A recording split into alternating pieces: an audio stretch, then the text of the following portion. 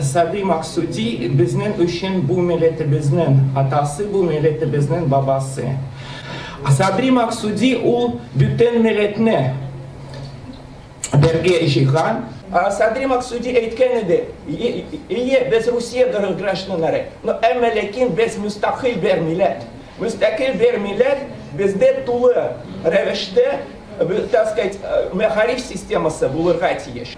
Başında büyük mirasımızı, Riza Kazı'nı, Sadri Maksudini alar nişek berdim hem bölünmez Tatar milletine uyuşturgan.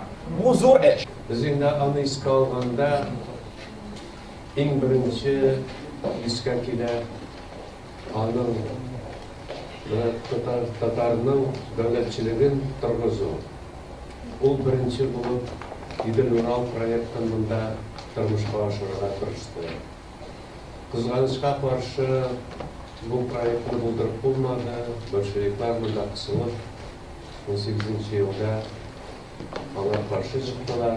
Bu iki büyük şahsının birisi bizning Tatarstanda din ehillerinin ayakka basуына o'zi de anlab bitirmegen bulgandır onu, lakin uzun yığıntı yasagan kişilerinin birisi. O da bulsa Ahmet Hadi Maksudi Hazretleri.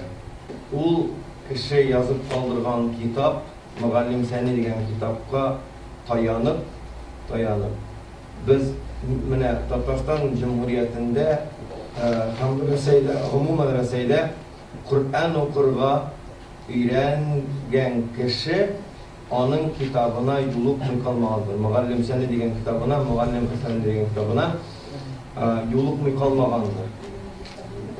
Genial kitap. Tarih Cünüçi Bulgan tarafı yazgan tarihtir deydiler.